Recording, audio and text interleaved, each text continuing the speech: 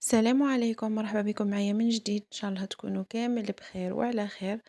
يعني صحة سحوركم ولا صحة فطوركم وقت ما شفتوا لا فيديو.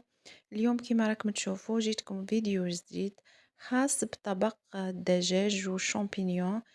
طاجين الدجاج والشامبينيون والزيتون درتو على طريقتي كما راكم تشوفوا.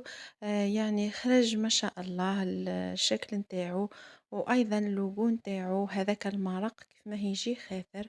يعني كيما راكم تشوفوا راهو كل شيء واضح، وتشوفوا كيف ما المرق نتاعنا كيف ما تجي خاثرة، يعني تجي عاقدة ما شاء الله.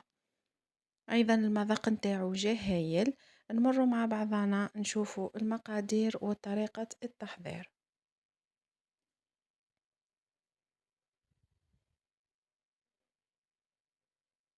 بالنسبة للمقادير نتاع المرق نبداو بها هي الأولى.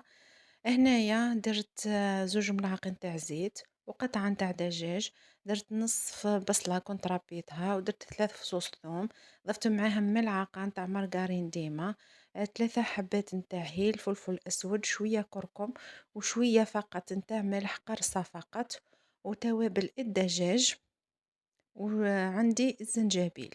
راح نحط الكاسرون تاعي فوق النار تتقلى كيما موالف، يعني كيما تقليو الكاسرون تاعكم، يعني المرق عادي، ومن بعد تمرقوها وتخلوها طيب. هنايا في اشوار كنت درت نصف صدر نتاع دجاج، حطيته في الاشوار، ضفت عليه الحشيش مقطع او الدبشه، ضفت عليه زوج فصوص ثوم قطعتهم قطع صغيره، وضفت عليه الملح والفلفل الاسود والزنجبيل وتوابل الدجاج ونصف بصله، وراح نرحيهم في الاشوار. يعني بعد ما نضيف لهم ال- ال- البيضة نتاعي.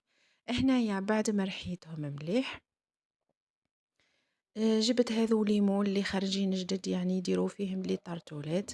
انا حبيت ندير فيهم، يعني اول مرة نستعملهم، استعملتهم هنايا في هذا الطاجين تاع الدجاج، يعني كفكرة. شوي غيرنا من الديكور ودرنا هذيك اللمسة نتاعنا، يعني وخرج ما شاء الله. نهزو هكذا كمية، نحطوها في المول نتاعنا، ونديروا الصباع نتاعنا في الزيت، نحاولوا نمشوا هذيك الدجاج نتاعنا في المول، ونخدموها مليح بالأصابع نتاعنا حتى ليدي الشكل نتاع المول. نكمل باقي الكمية بنفس الطريقة، ورايحة نحي شوية على جهة من الدجاج نتاعي هذا، ونديرو كريات صغيرة جدا اللي رايحة نزين بها من الفوق. هنايا من جهة نكونوا درنا ال- البرمة نتاعنا فوق النار فيها شوي ماء، نخلوها تغلى مليح، ومن بعد نحطوا عليها الكسكس كما راكم تشوفوا. نحطوا ليمون نتاوعنا في الكسكس، لان رايحين نطيبوهم على البخار، باه ليمون نتاوعنا ما يفسدوش. يعني هذه كفكرة تقدروا عفوا تعتمدوها.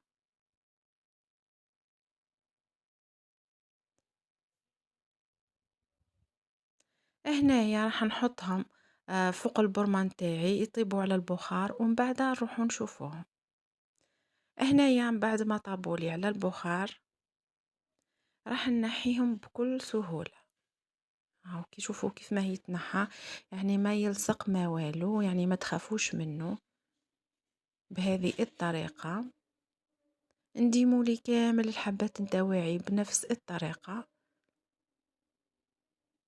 ومن بعد راح ندخلهم للفرن. بعد ما نديروا لهم لافارس واش درت بيضة، قرصة ملح وشوية جبن درته مبشور وشامبينيون، ودرت قرصة نتاع فلفل اسود، ورايحة نكمل حوالي نصف كأس نتاع كريمة طازجة اللي خاصة بالطبخ. نخلط المكونات كامل مع بعضها بهذه الطريقة، ومن بعد نجيب الملعقة ونعمر ليمون الدواعي نتاع الدجاج. هنايا فقط يعني الملح ما تكثروش بزاف كملاحظة، لانها المرق نتاعنا راح يكون فيه الزيتون، وايضا الدجاج راهو فيه الملح، وكما نعرفوا الجبن راهو مالح. ندخلهم للفرن على درجة حرارة 180 درجة مئوية حتى اللي يشد لي روحه هذاك لافارس ويتحمر لي هذاك الدجاج نتاعي ومن بعد نخرجهم. هنايا المرق نتاعي يعني بدا يطيب، ما بقالوش بزاف ونطفي عليه، ضفت له الزيتون والشامبينيون ورجعته فوق النار. هنا بعد ما خرجتهم كيما راكم تشوفوا هذوك الكرات نتاع الدجاج كنت قليتهم حمرتهم مليح. هنا هذو الاعواد انا ما كانوش عندي نتاع الكرز يعني نتاع حب الملوك ما كانوش عندي متوفرين. درت اوراق عفوا الاعواد نتاع النعناع كانوا عندي يابس، كنت درتو هكا في الوسط يعني كفكرة تقدروا تزينوا به.